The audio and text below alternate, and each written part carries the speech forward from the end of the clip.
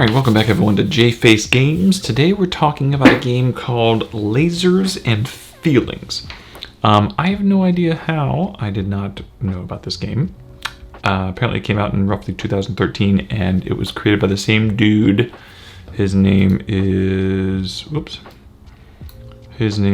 John Harper, and he was the one that created Blades in the Dark, which I love, and we had a video on that.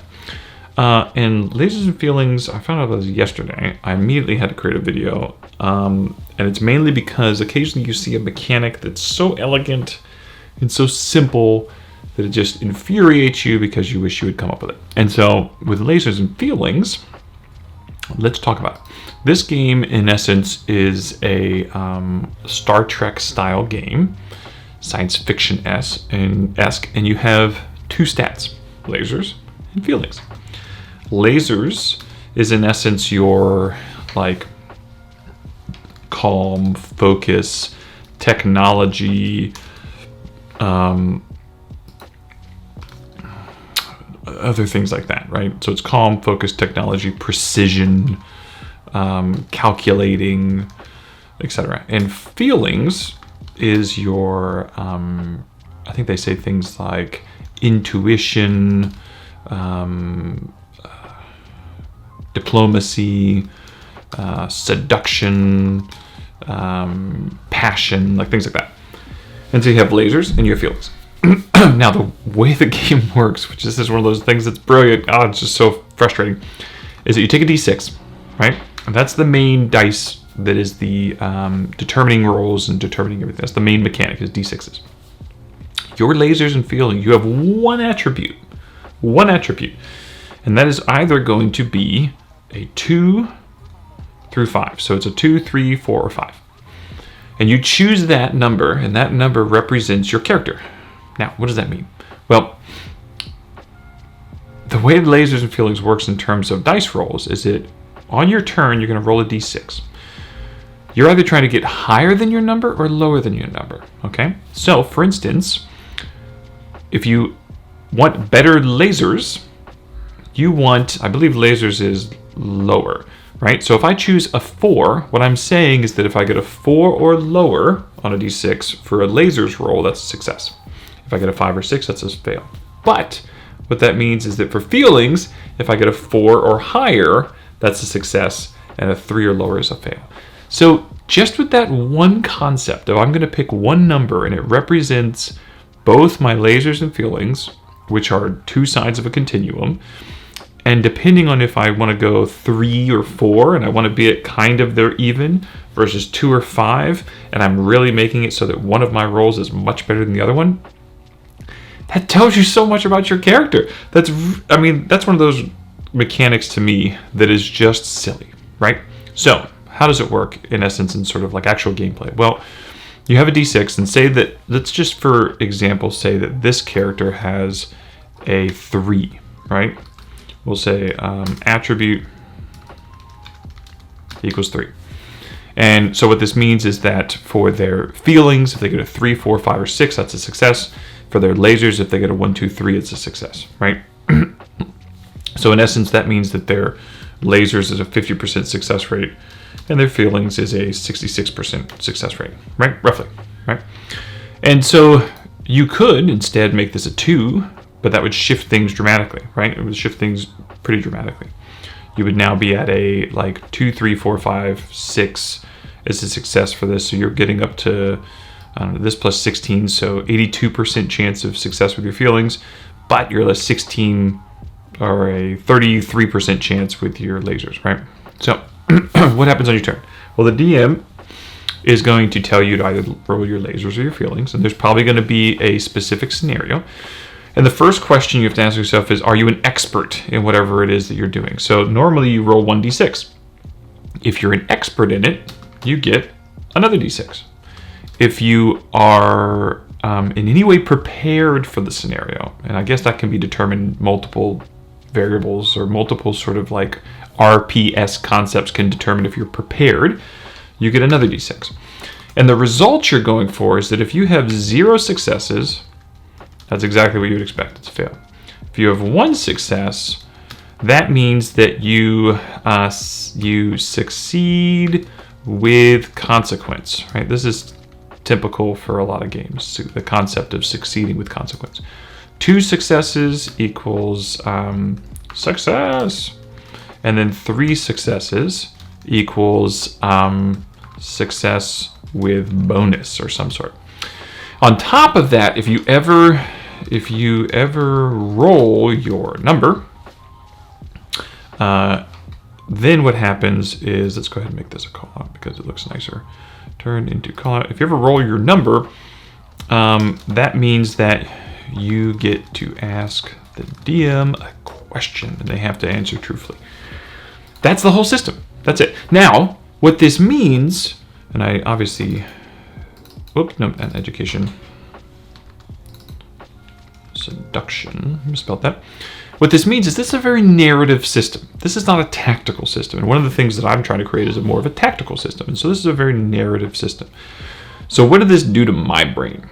I don't want to re-scrap everything because I think that we've got a good system so far. And I really like the idea of the monster creation. So we're not scrapping everything. But this is what came to my brain in terms of how could you have a marriage between this system and the current one I've been building.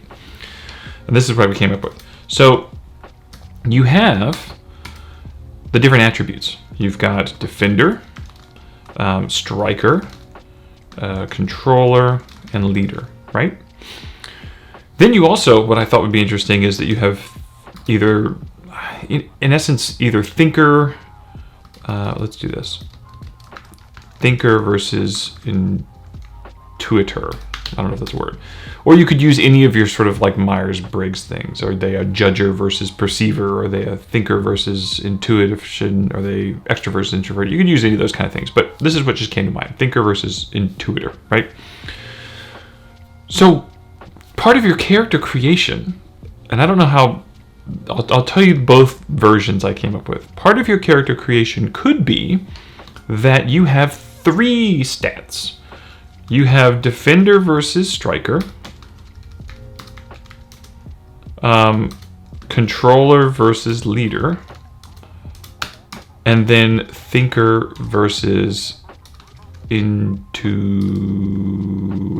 right? Something like that. So now what this means is that all of these would work like this up here, this lasers and feelings, where I could make it so that, am I a better defender or a striker? Am I a better controller versus leader? Now, I put these stats together because I felt that they made sense, but what might be really awesome is that instead of having these stats linked to each other, let the player decide which stats are linked. So now, you as a player might say, you know what, I'm going to take my controlling and defender, and I'm going to put them against each other, and I'm going to say that I'm a 2, meaning that I'm really good at defense and not very good at controlling. And then I'm going to take my striker versus leader, and I'm going to make that a 5. And so I'm really good at striking, not so good of a leader. And that is automatically very much shaping the kind of character you are. And then on top of that, then I'll have thinker and intuition, right? Or something. And on top of that, you could have then this thinker versus intuition. Maybe they split those up. Maybe someone wants to be good at thinking and intuition. I don't know about that. I think that having that one always linked is pretty cool. So then the gameplay, when it comes to like tactics, is that you could still have powers. Like this game up here, Lasers and Feelings, there's no powers. But this game, you could still have powers. And in essence, instead of having this concept here of success versus fail versus success versus success with consequences versus success with bonus, in essence, you have the monsters, and the monsters have different types of requirements for eliminating them, right? Where you could say there are some monsters that 1 success equals death, right? So if you hit it, so it doesn't matter how many d6s you have, if you can get one of those to be a success, you kill it. And it has to be obviously with your striker ability, because that's what you use to attack with, right? Typically. Now there might be powers that let you use other ones, but typically that's what you'd use to attack with. There might be other monsters where it takes 2 successes equals death, but it could be on multiple attacks, meaning that I could hit it once, you could hit it once. But there might be monsters that 2 successes equal death single attack, meaning that I need 2 successes to kill this monster. If I don't get it, I don't kill it. So someone else has to be able to do that. And then you do the same thing with 3. You could have, you need 3 successes to kill a monster, but that could be a multiple attacks. And technically, this number could be any number, like hit points. And then finally, you could have it where you have to have 3 successes on 1 attack to kill it, right? And this is where that teamwork comes in, where it's instead of giving people a dice, you could give more dice. So this is a way of giving 3 dice, but as you can see from this concept is that when we talked about it, it was from my basic dice I roll, my expertise, and then my, like, how ready I am for it, or how prepared was the word. But you could have, like, if someone assists me, maybe someone has a leadership ability where they're allowed to give me a dice because of whatever the case is.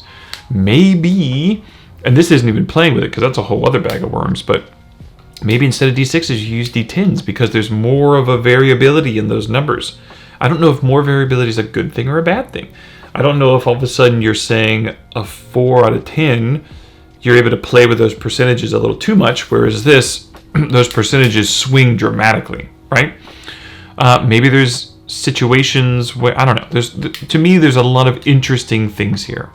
The one thing you can't do that or at least that I can't think of how you would do it, is change dice step-ups. Because what that means is it's always hindering one ability and not the other one. It's actually making the other one easier. So probably got to stay away from that. But you can always add more dice, or you could do advantages and disadvantages where it's you roll dice and drop the lowest, or you roll drop and drop the worst for that scenario, higher versus lower. So anyways, I think this is really interesting. Really, really, really interesting. I think there's room to still have powers. I think there's room to still have tactics and assistance. The only thing I would be worried about is that when it comes to the tactics in this game, I would hate for it to feel like Pathfinder 2. And what I mean by that is that I'm not trying to take a dig on Pathfinder 2, but I played a bard in that, which was supposed to be really good at teamwork, team play. But the math in that game is so tight that on my turn, all I was doing was I was trying to roll skill checks in order to give someone a +1 bonus. And then I would try and get another +1 of a different type of bonus. And it felt so minuscule in terms of, and repetitive. It felt so minuscule and repetitive. And so I would hate for someone who has high leadership that it's like a mini game of, can I give you another dice? All right, I'm a leader, I'm going to give you another dice. So those powers would have to be very interesting in terms of how they work, so that it feels like that person's playing a mini game and they're actually using tactics and not just, okay, you get a dice this turn. All right, now this turn you get a dice. And because that doesn't feel good. But the nice thing is that technically they would have 2 roles. They would have meaning that they have 2 different things they do well. They could be a leader, but they could also be a striker. Maybe their striker abilities over here. Or maybe this character they're really good at controlling and really good at leading. So yeah, this one turn they focus on the leader, the next turn they focus on the controller. You could have 2 people that are good at leader. So I think that the nice thing about this is that you're not stuck in one role, technically. You could be doing other things. So it's not like one person in the party is the one who's always doing the leadership die. You're probably going to have someone else who's also doing that kind of thing and doing other stuff.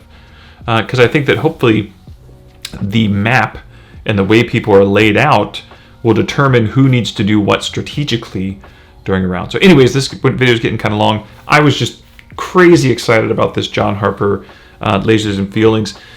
Mainly the mechanic and how simple it was, and immediately I wanted to translate that to my game and try and make it more tactical and use those attributes from 4E, or those roles from 4E as attributes that you could couple to use this role. So hit the bell, hit the subscribe button, leave some comments. I'm going to be gone for 2 weeks, so I hope to I've got a ton of videos ready in the tank, so I got to get those recorded, and I hope to do that.